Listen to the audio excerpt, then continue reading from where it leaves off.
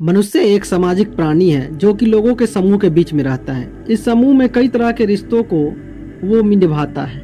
कुछ रिश्ते निस्वार्थ होते हैं जबकि अधिकतर रिश्तों की नींव स्वार्थ पर ही टिकी होती है। हम जो रिश्ते बनाते हैं वो अधिकतर एक से दूसरे व्यक्ति को फायदे की बुनियाद पर ही टिके होते हैं। मैं यह नहीं कह रहा कि सभी रिश्तों के पीछे स्वार्थ ही होता है, लेकिन हाँ, आज की दुनिया में अधिकतर इंसान अपना फायदा देखकर ही रिश्ते बनाते हैं।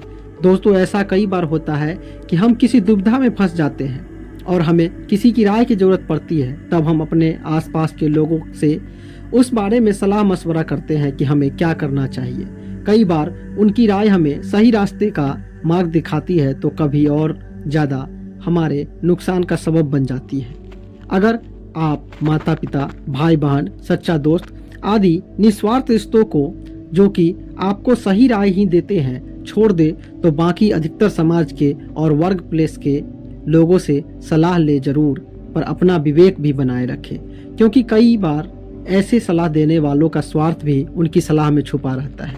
इसलिए सुने सबकी पर माने अपने विवेक और अंतरात्मा की। तो चलिए इस कहानी के माध्यम से इसे समझते हैं। एक बार एक आदमी अपने छोटे से बालक के साथ एक घने जंगल से जा रहा था।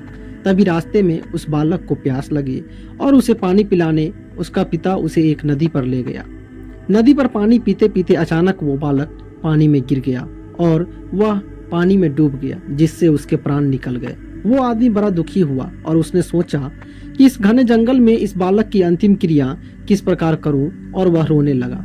तभी उसका रोना सुनकर एक गिद्ध, सियार और नदी से एक कछुआ वहां आ गए और उस आदमी से सहानुभूति व्यक्त करने लगे। आदमी की परेशानी जानकर सब अपनी अपनी सलाह देने लगे।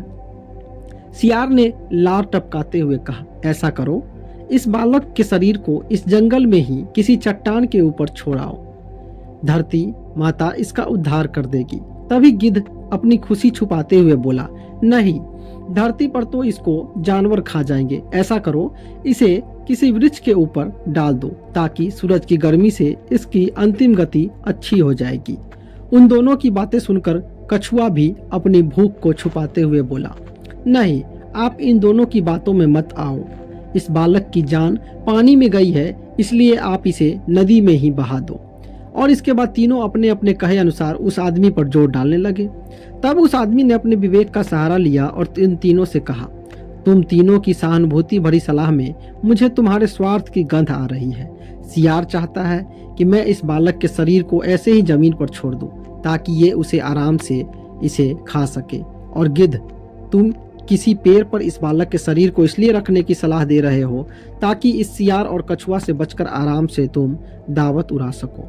और कछुआ, तुम नदी के अंदर रहते हो, इसलिए इसे नदी में बहाने की बात करके अपनी दावत का इंतजाम कर रहे हो।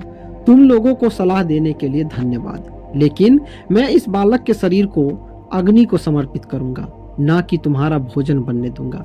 यह सुनकर वो तीनों अपना समूह लेकर वहां से चले गए।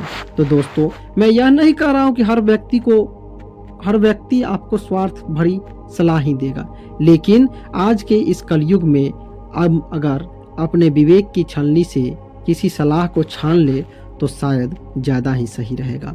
धन्यवाद।